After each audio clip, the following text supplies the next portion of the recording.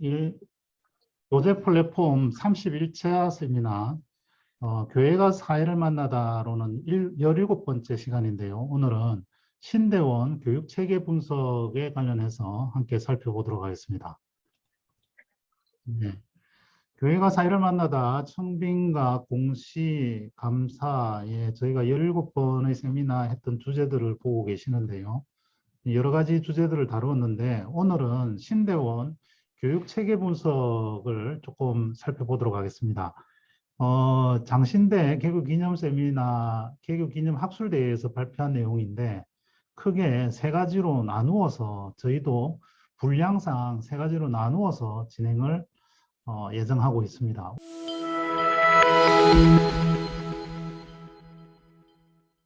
오늘은 교육 목적과, 신대원의 교육 목적과 교육 목표에 좀 집중해서 한번 다뤄보도록 하겠습니다.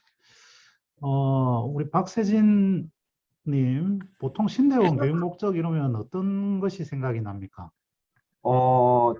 제가 이제 신대원을 사실 경험해보지 못한 입장에서는 성도로서 느끼는 거는, 네, 설교를 하는 법이라든지 아니면은 뭐 교회에서 교육 프로그램을 짜는 방법이라든지 뭐 성도들을 양육하는 아니면 상담 뭐 이런 거를 좀 가르쳐 주지 않을까라는 생각들은 했었습니다. 네. 근데 이제 우리 그 목표가 지금, 그러니까 그 내용이 이 목표 안에 들어 있는데요. 그 목표를 이렇게 보면 첫 번째로는 이제 하나님 나라의 시민 육성입니다. 어떻게 보면 요즘 우리 민주 시민 육성 이야기를 하는데 이제 그게 첫 번째로 나오는데요. 서 교수님, 이건 어떤 의미로 해석을 하면 될까요? 교육자 양성에 앞서서 시민 육성이 먼저 나온다. 네, 그러니까 하나님 나라의 어떤 백성을 육성하는 것인데, 그래서 일단은 교육자가 되기 전에 일단 하나님 나라의 백성이다. 그 교회의 어떤 지도자도 있지만 크게 봤을 때 하여튼 하나님 나라, 하나님의 통치를 이뤄가는 하나님 나라에 속한 시민으로서 일단은 먼저 우리가 교육을 받고 또 훈련받고 또 양성되어야 된다 하는 것을 강조한 것 같습니다. 네. 우리나라 말과 그런 항상 결론이 뒤에 나오는데 여기도 마찬가지인 것 같은데 교역자 양성은 이제 이 두 줄의 문장에서도 맨 뒤에 이제 위치하고 있는데요. 조금 특이한 부분은 앞에 교회 콤마는 이해할 수 있는데 사회 및 국가에 봉사할 교역자. 그렇죠. 네. 네. 이 부분은 어떻게 봐야 될까요? 네, 그 좀 다변화돼서 이제 하나님 나라의 어떤 시민이 되었다고 할 때 교회뿐만 아니라 사회와 국가에 어떤 기여할 수 있는 그런 이제 교육자를 양성하는 것인데 요새 이제 좀 하여튼 그 목회라는 것이 이제 꼭 교회 안에만 머무르지 않고 뭐 여러 가지 사회 단체를 통해서도 할 수도 있고 또 어떤 국가의 또 큰 어떤 목적에 이바지할 수 있는 그런 교육자의 사명도 있다. 뭐 이런 것들을 표현한 것이 아닌가. 그래서 뭐 옛날에는 독재에 대해서 뭐 항거하는 것도 교육자의 사명일 수 있다 하는 것들을 읽어낼 수 있는 그런 목표인 것 같습니다. 네. 자, 박세진님, 네. 이제 우리가 이거 지금 우리가 지금 사명이나 목표를 지금 정하려고 하는 것은 아니고 기존에 이제 정해놓은 것에 대해서 우리가 한번 이제 검토해 보면서 혹시 이제 잘 되고 있는지 이런 맥락에서 보는데요. 우리 평신도로서 우리 교역자가 사회 및 국가에 봉사하고 있느냐, 그런 교역자이냐, 그런 부분을 양성하고 있는 이 부분은 어떻게 네. 보여집니까? 사실은 뭐 사회나 국가에 봉사하는 교육자분들보다는 이제 교회 내에 있는 이제 교육자를 많이 볼 수밖에 없는 게 현실인 것 같고요. 네. 사실은 성도 입장에서는 사회 활동이라든지 또 예를 들어서 저런 국가 봉사를 많이 하시는 교육자분들을 보면은 약간 전통 신학을 하신 분이 아닌가? 왜 교회 밖에서 활동을 하지? 이런 시선으로 사실 좀 보게 되는 것도 현실인 것 같다라는 생각이 좀 들고, 그 다음에 교회를 다니지 않는 분들도 왜 교회 안 외에 밖에서 활동하시는 이제 좀 독특하시고 이렇게 좀 목소리가 크신 목사님들이 많다 보니 또 저런 부분이 또 교회가 왜 굳이 사회에 저렇게 목소리를 내? 그냥 뭐 말씀이나 잘 가르치지? 약간 또 이런 시선도 있지 않을까라는 생각도 하게 네. 되네요. 네. 예, 뭐 사실 이걸 좁은 의미에서 볼 수도 있고 넓은 의미에서 볼 수도 있는데 좀 좁게 보면 국가 조창기도회 뭐 이런 부분도 국가에 봉사한다고 볼 수도 있고 또 뭐 사회에 봉사하는 부분은 뭐 교회들이 많이 하는 뭐 복지관 운영이라든지 이런 영역에서부터 뭐 또 여러 가지로 뭐 해석을 할 수 있는 여지는 있는 것 같습니다. 있는 것 같고요. 사실 이 표가 가장 핵심적인 내용들을 다 담고 있는데 어느 학교나 있고 또 어느 학교나 홍보 책자나 홈페이지에 보면 있는데 잘 안 보거든요. 잘 안 보는 이유는 이게 굉장히 추상적이어서 또는 형식적이어서 뭐 그런 부분도 있는 것 같고 또 다른 면에서는 이 부분과 실제 내용은 연관성 내지는 일치하지 않기 때문에 소위 말하는 싱크로율이 떨어지기 때문에 이제 그런 부분으로 이렇게 이제 보기도 합니다. 근데 뭐 그런 부분들에 대해서 이제 또 저희가 한번 의견을 나눠볼 텐데요. 인재상에서 이제 경건한 신앙인, 뭐 일단 이제 신앙인이 먼저 돼야 된다라는 의미인 것 같고, 겸손한 지식인, 일단 지식도 좀 있어야 된다라는 것 같고, 일꾼에 대해서는 뭐 큰 것 같은데 밑에 있는 그 원에 들어있는 5, 6기는 아니고 3, 6기 정도 되는데 이 안에 들어있는 내용들을 보면 우리 박세진님 어떤가요? 경건 훈련 뭐 할 것 같습니까? 경건 훈련 뭐 새벽 기도하고 금식하고 그런 거 하지 않을까 싶습니다. 아, 말씀 보고. 예. 예. 네. 그 다음에 두 번째로는 국내외 교역 현장을 고려한 신학적 지식의 습득. 네. 그 신학적 지식을 습득하면 습득하지 국내외 교역 현장을 어떻게 고려를 이, 한다라는 것일까요? 이거는 국내 교회도 있지만 이제 성교까지 염두에 두고 이런 표현이 들어가지 않았을까라는 네, 예, 그 생각이. 외에는 선교 때문에 들어갔을 것 같다. 뭐 그런 부분들이고 네, 또 굉장히 요즘 뭐 다 영향들을 많이 주고받으니까 네. 어, 교수님 교역의 전문 기술과 창의적 능력 개발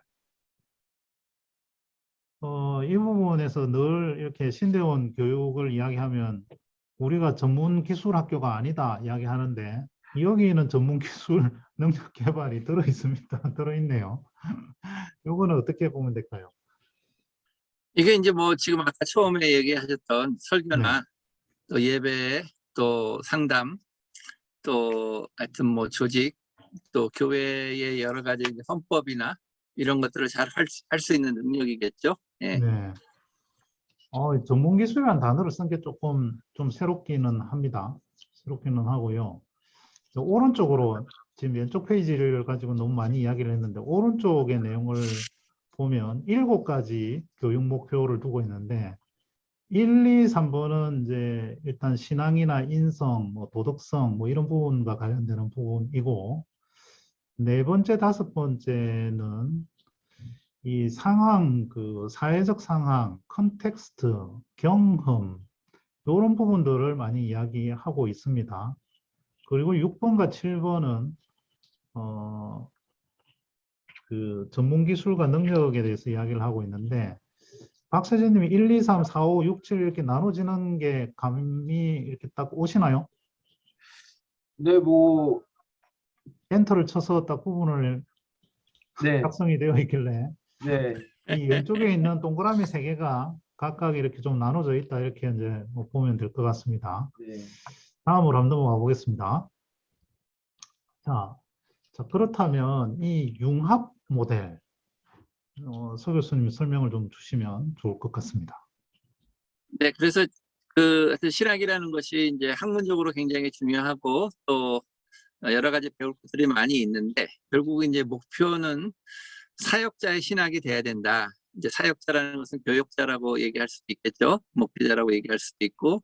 그래서 그 사역자의 신학이 뭐냐? 사역자가 현장에서 의지하고 가르치고 전하고 활용할 수 있는 신학이 돼야 되겠다. 그러니까 결국은 이제 그 현장에서 가용 신학이라고 할 때 현장에서 활용할 수 있는 그런 신학적인 지식이 되면 좋다. 이제 이렇게 생각을 한 거고요. 그래서 이제 아카데믹한 여러 가지 이제 우리가 학문의 근거를 배우고 또 그 어떤 목적이나 여러 가지 이제 성경 해석 방법이나 배우는데 그 내용들이 현장에서 어떻게 활용될 수 있는지 이거를 이제 좀 고민해서 신대원 졸업을 하는 시점에서는 학교에서 배운 내용들이 어느 정도 정리가 돼서 내가 이제 현장에서 어떻게 활용할 수 있겠는지 이게 뭐 다 그 모든 걸 다 이제 그 지식 형태로 자기가 다 알 수는 없겠지만 이제 현장에서 가용할 수 있는 것은 어떤 걸 참조해야 될지 또 어떤 거를 이제 이용해야 될지 학문적인 자료를 어떻게 활용할지 이런 능력들을 습득해서 네, 현장에서 활용할 수 있는 신학이 돼야 되겠다 이렇게 생각하는 것이죠. 네. 그리고 이제 조금 더 강조가 되는 것은 이 사역자의 신학은 이제 실천하는 가운데서 네. 그런 여러 가지 이제 당면한 문제들 이런 것들을 보면서 또 이것을 가지고 신학에서 배운 신학하고 어떻게 연결이 될 것인지 이론으로 나가고 또 그것을 이제 한 다음에 사역자들은 바로 이제 결국 결정을 내리고 실천을 해야 되는 사람들이니까 다시 이렇게 실천으로 내려올 수 있는 실천과 이론과 실천을 이렇게 나아갈 수 있는 그런 구조를 가졌으면 좋겠다. 네. 우리 이렇게 생각하는. 시청자들이 이건 이제 처음 보면 좀 이게 뭐지 이렇게 이제 좀 당황할 것 같은데 제가 짧게 몇 가지 좀 여쭤보겠습니다. 사역자의 신학, 현장 가용 신학 이런 것들이 원래 있던 겁니까? 아니면 이번에 만드신 겁니까? 사역자의 신학이라는 말은 이제 뭐 여러 가지 의미가 있을 것 같은데 네. 뭐 다른 데서는 뭐 목회 신학이라고 얘기할 수도 하는데 저는 이제 사역자의 신학이라는 말이 제일 좀 좋겠다 이렇게 생각을 했고요. 네. 사역자라는 것은 이제 어떤 사역자라는 주체가 있는 거죠.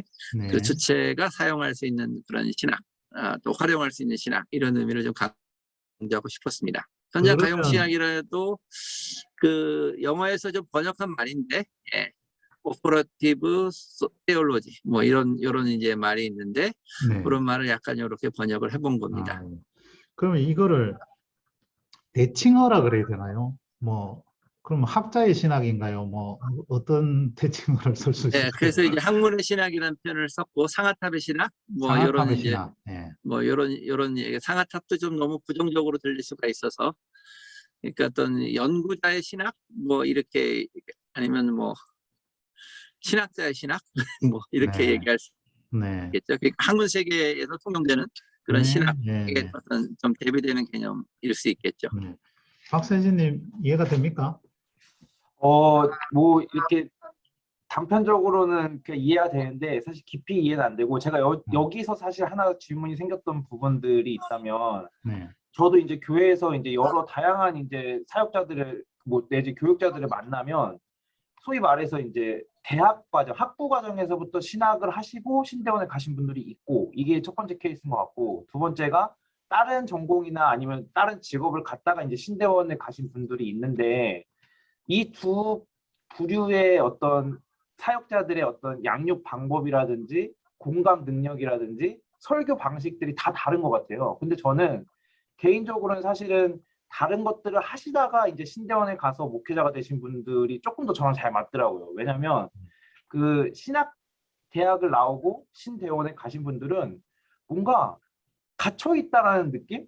왜냐하면 그분들은 대학이라는 공간에서부터 계속 교회였으니까 모든 데가.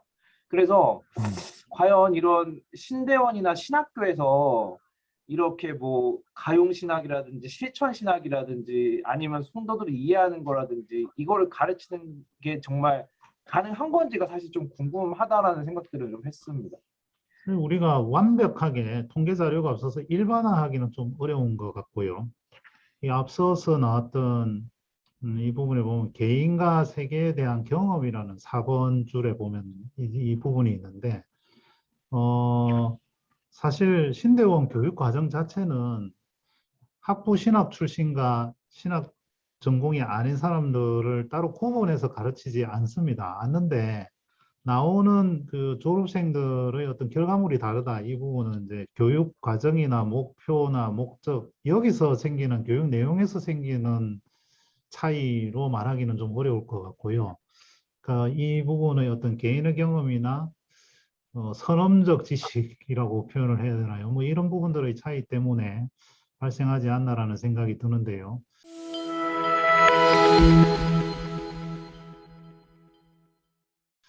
전반적으로 이제 개요에 대한 설명을 이제 드렸고요. 두 번째로 한번 넘어가겠습니다. 이 아까 세부 교육 목표 아까 7가지를 봤는데 이것과 이 교과 목표, 교과목의 목표 간의 연계성을 이렇게 살펴보았습니다. 전반적으로 분석할 대상 과목 수들이 일단 나오고요. 또 분석 방법에 대한 설명도 나오는데 이 부분은 화면에 있는 내용을 참고를 해주시면 좋겠습니다. 그래서 전반적으로 그 결과를 이제 도식화해서 보여주고 있는데요. 앞서 이야기 드렸던 그 7가지 내용에 대해서 그 일치하는 그 과목의 숫자 뭐 이런 부분들을 이 목표, 수업 목표가 과목별로 뭐 서너 개 나오기는 하는데 그 부분을 분석을 해 봤더니 이런 표가 나왔습니다. 신학적 지식의 습득이라는 것이 가장 많은 목표이고요. 그 다음이 교육 전문 기술과 창의적 능력 개발 112개, 그 다음이 성경 교회 경험 지식에 관한 포괄적인 이해, 그 다음에 이제 부족한 부분들이 여기서 보면 일반 소양이라든지 또 사고력 훈련, 창의적 문제 해결력 함량, 또 목회자로서 도덕성 확립, 인성, 인격 뭐 이런 부분들은 뭐 사실은 1, 2, 3에서 다루고 있는 영역들은 이걸 과연 교과목에서 다룰 수 있는 것이냐 여기에 대해서는 좀 논란의 여지가 좀 있을 것 같은데 아래쪽에 6, 7, 8번에 해당하는 부분들은 5번과 버무려서 이 부분은 이제 확실하게 좀 낮다 이렇게 볼 수 있을 것 같습니다. 박사님 이걸 보다 보면 아 이거 우리 졸업해서 교육자분들이 왜 이런 결과가 나왔을까 이 연관이 좀 되나요?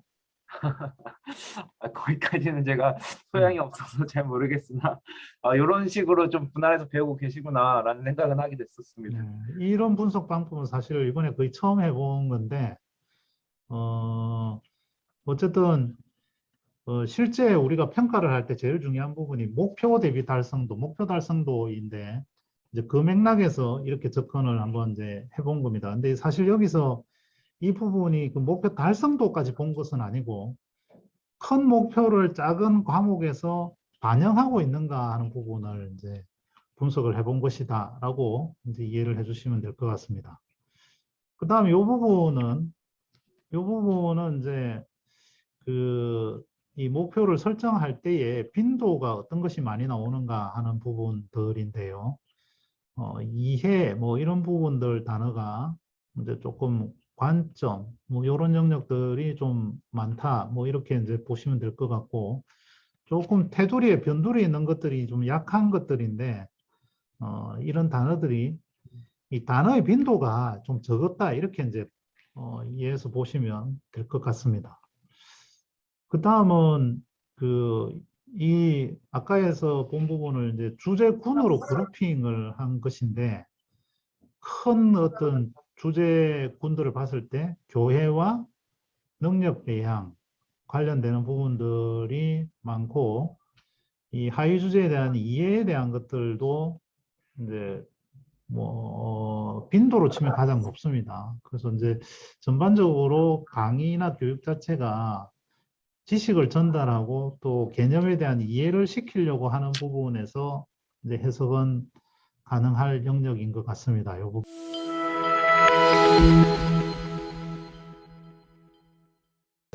요 부분까지만 나온 부분에서 이 분석 결과를 보면서 혹시 서 교수님 뭐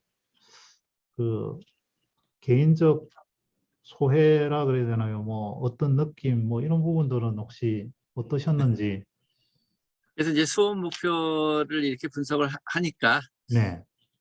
그동안 이제 수업 목표를 이렇게 정할 때 이런 어떤 가이드라인이랄까요? 세부 교육 목표와 학교 교육 목표가 어떻게 연결되느냐 이런 것들을 별로 고려하지 않았다는 생각이 들고 그 다음에 이제 이 수업 목표가 이제 그 학습 목표 결국은 네네. 이제 교수가 가르치는 것뿐만 아니라 어떻게 수업이 달성됐느냐 이런 이제 부분에 대한 이제 조금 더 치밀한 검토가 좀 필요하겠다 이제 이런 생각을 했습니다. 그래서 일단 당초에 이렇게 분석 결과가 나오기 전에 예상하셨던 것과 비교하면 어떠신가요? 뭐 지금 예상 뭐 일단 기본적으로는 이제 보통 이제 그 강조되는 그런 것들이 강조된 것 같고 특별히 이제 5번 영역이나 7번 영역에서는 이렇게 별로 수업에 그런 수업의 어떤 목표가 이렇게 뚜렷하게 나타나지 않았다 하는 것을 좀 알 수가 있을 것 같고 1, 2, 3은 그냥 그렇게 생각할 수 있는 요소가 있는 것 같아요. 근데 네네네. 이제 일반 이제 그 보통 이제 경건이라는 걸 이런 수업 목표를 굳이 여기 넣어야 되겠다 이렇게 생각은 안 했을 가능성이 있을 것 같거든요. 그거는 이제 네. 경건 교육에 맡겨진다라든가 뭐 이제 이런 생각을 하고 그래서 이제 이런 또 질문도 할 수 있을 것 같아요. 이제 실제로 이런 이제 그 교육에서 이런 인성이나 이런 것들을 반영한 교육은 어떤 건가? 네. 이제 그런 이제 질문들을 좀 하고 생각을 좀 해야 되겠다는 생각을 했습니다. 저희가 그 교육과 관련해서요 할 때 다루었는지 모르겠는데 제가 수업하면서 한 이야기인지 여기서 했던 이야기인지가 좀 가물가물하긴 한데요. 지금 대한민국 교육의 목표 또는 서울시 교육청의 뭐 교육 목표 여기에 보면 항상 창의적 인재 양성과 인성 교육이 들어가거든요.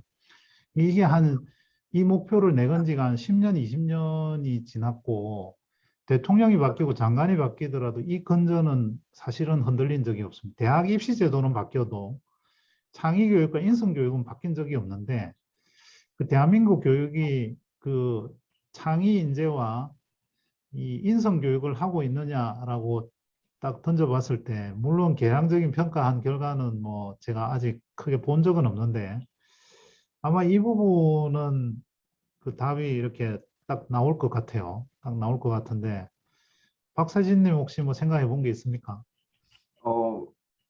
그걸 못하고 있기 때문에 매번 목표로 거는 게 아닌가. 네, 막 다이어트 하자 약간 이런 것처럼. 근데 제가 긍정적인 이야기도 또 들어본 적이 있는데 예를 들면 초등학교 1학년 담임이 초등학교 담임 중에서 매우 힘들고 기피라고 그럽니다. 그러니까 이제 소위 말해서 이제 개념이 없는 상태에서 들어온 학생들을 이렇게 해야 되기 때문에. 근데 이게 좀 달라진 게 요즘 유치원을 다 다니기 때문에 과거의 초등학교 1학년과는 분명히 이제 차이는 있는 것 같은데 근데 초등학교 1학년 담임이 해야 되는 가장 큰 역할 중에 하나가 뭐냐면 첫째는 규칙적인 생활. 그 다음에 이 학교 생활로서 이제 단체 또는 뭐 이렇게 그러니까 나와 너가 아닌 또는 가정을 벗어나서 이 여러 사람이 모인 곳에서의 어떤 그 집단 활동 내지는 이제 이 부분의 어떤 질서 유지 내지는 거기에 뭐 수능이라 그러면 좀 그렇고요. 적응 뭐 하여튼 이제 이런 영역들을 체화시키는 것이 가장 중요하다. 뭐 이런 이야기를 하더라고요. 심지어 과거에는 그 초등학교 1학년의 경우에는 그 시간을 맞춰서 화장실 가는 부분들, 뭐 이제 이런 것에 대한 것도 굉장히 이제 아주 기초 중에 기초지만 그게 안 되는 학생들도 있긴 했거든요. 그래서 이게 이제 소위 일종의 사회활동 내지는 사회생활의 아주 기초적인 시작. 근데 이게 안 되는 사람도 있기 때문에 최소한 그, 그 모든 학생들이 요 부분은 이제 적응할 수 있도록 뭐 그런 이야기를 이제 들었던 적이 있습니다. 이제 굳이 이제 그렇게 치면 신대원 교육은 새벽 기도에 참석하는 것 내지는 새벽 기도 시간에 그 규칙적인 생활에 의해서 이제 깨어나는 것, 뭐 이런 것도 뭐 굳이 아주 기본과 기초에 보면 그럴 수도 있다고는 생각이 되어지는데, 박세진님 상상이 안 되시겠지만, 이거 새벽 기도 결석 지각 안 하는 거 이런 것도 있거든요. 어, 거의 평가 룰에. 아까 이야기한 것처럼 왜 있느냐 하면, 당연히 결석하는 사람이 있고, 지각하는 사람이 있고, 그러니까 늦잠 자거나 못 깨어나면 뭐 못 가고 이제 이러니까. 그래서 아주 소극적으로 보면 이제 그런 부분도 있겠다라는 생각이 들기는 하는데 또 저희가 원하는 수준이라든지 요구하는 수준은 이제 그 수준을 벗어나기 때문에 그런 것이 아닌가라는 생각이 좀 들었습니다. 이 오히려 이런 대학 교육에서 요새 뭐 이런 것들 인성교육이나 이런 걸 좀 잘 가르치는 학교로는 뭐 한동대를 얘기를 하잖아요. 네네. 네, 그래서 그런 거를 좀 이제 생각을 좀 할 수가 있을 것 같고, 예를 들어 혹시 그냥 거기서 뭐 어떤 특별한 프로그램이나 뭐가 있을까요?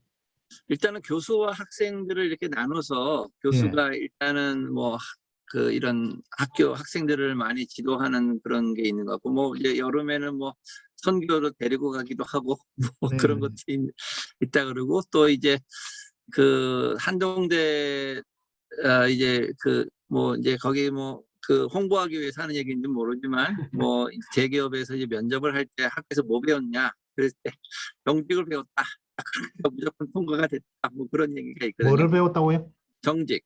정직. 정직. 그래서 야, 이제 참. 지금 그거는 이제 뭐 육사에서도 뭐 시험 뭐 무감독 시험 해서 우리 학교는 그런 걸 얘기하기도 했는데, 근데 기본적으로 그냥 하나님 앞에서 꾸람 대오를 얘기를 하면 네. 정직한 거는 당연히 따라 나오는 거죠. 그러면 이제 정직하면 이렇게 여러 가지 규칙이나 이런 것들이 정직하지 못한 거에 대한 규칙을 만들어내는 건데, 사실은 정직하고 뭐 자기가 한 말을 뭐 학교에서 믿어주고 어떤 이런 기본적인 어떤 그 시스템을 좀 이렇게 만들어 가야 되지 않나. 적어도 신학교 안에서는 그게 좀 어떤 원칙이 돼야 되지 않겠나 하는 생각을 예. 가지죠. 지금 뭐 기운실이나 사회 영향력 조사 이런 거 보면 종교 실태 조사하는 거 보면 사실 정직이 별로 높게 안 나오기 때문에 아주 기본적이고 기초적인 것이지만 참 새삼스럽게 중요성을 돌아보게 되기도 하고, 또 이게 참 교육으로 될까? 그래도 교육밖에 없는데 뭐 요 사이에서 또 갈등하는 이슈이기도 한 것 같기도 한데요. 저는 6번 이 항목, 5번 항목이 낮게 나올 것이라고는 봤는데 이 6번 항목이 굉장히 생각보다는 높게 나왔다.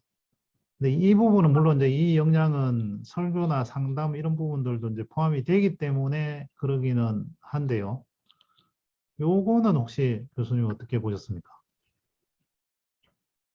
그런 이제 뭐 조금 이제 요새 융합학도 생기고, 제가 뭐 이제 얘기가 구약과 설교 뭐 이런 과목도 있더라고요. 네. 그래서 이제 그런 과목들 가운데서 이런 내용들이 표현되지 않았겠나 생각을 네. 하는데, 네. 예. 예, 맞습니다. 참, 그, 이게 박세진님 강의 평가하죠. 네, 학생으로서. 네, 합니다. 거기 보면 이제 목표 달성도 이런 것도 항목에 사실은 있거든요. 네, 열심히 안 보죠. 네, 네, 그냥 근데 막 점수 막. 예, 강의 선택을 할 때 강의 계획서는 보시느냐, 또 강의 계획서에 수업 목표가 있는 것은 확인을 하느냐, 어떻습니까? 사실 강의 제목과 교수님을 선택하는 경우가 많고, 강의 계획서는 그냥 덤으로 보는 경우가 많은 것 같습니다. 그래도 보기는 본다. 네, 네, 봅니다, 어, 봅니다. 강의 계획서를 얼마나 보면 과제가 뭘 적은가. 봅니까? 강의 계획서를 보면 무엇을 봅니까? 뭐 주차별 계획 아니면 뭐 참고 문헌, 과제? 아, 네, 과제가 얼마나 적은가를 먼저 과제랑 수업 확인합니다. 평가 방식 이런 거 네, 보겠지. 네, 네, 맞습니다. 예, 그래서 앞으로 뭐 이제 우리 수강 신청을 할 때 강의 과목에 강의 계획서에 있는 수업 목표도 한번 확인을 해 주십사. 그리고 이제 학기 말이 되면 강의 평가를 할 텐데 강의 평가를 할 때 목표 달성도에 대해서 좀 관심 있게 한번 보십사. 그런 내용들을 좀 당부를 드리고요. 오늘은 시간상 요 정도를 하고 다음 주에 대한 부분과 오늘 못다한 이야기를 또 조금 더 하면 어떨까라는 생각이 듭니다. 오늘 전반적으로 신대원 우리 교육에 대해서 살펴보았고요. 이런 부분들이 우리 평신도로서 보는 부분에 있어서는 뭐 좀 도움이 되나요? 아니면 뭐 네, 어, 사실은 뭐 같은 학교라는 시스템을 다 이제 대부분 경험을 해보기 때문에 충분히 이해도 되고 공감도 됐고, 그 다음에 아, 목회자분들이 이런 내용을 배우고 계시구나라는 데서 좀 도움이 됐던 것 같습니다. 사실 뭐 그 흔히 말하는 애들은 가라 이래서 평신도들에게는 이런 부분들에 대한 공유라든지 공개 이런 부분들이 굉장히 좀 약하고 어떤 경우는 금기시되고 그러기도 하는데요. 조금 뭐 또 그런 영역도 있지만 또 전반적으로 이런 부분들에 대해서도 좀 관심 내지는 조금 적극적으로 이렇게 저렇게 하면 좀 더 나은 또 교역자 또는 교회 또는 뭐 또 신앙생활을 하는데도 좀 조금은 또 도움이 되지 않을까, 또 목회자를 이해하는 데 있어서도 도움이 되지 않을까라는 생각으로 오늘 세미나를 준비해 봤고요. 오늘 세미나 참석 감사드리고 다음 주에 또 2주 뒤에 찾아뵙도록 하겠습니다. 수고하셨습니다. 네, 감사합니다. 수고하셨습니다.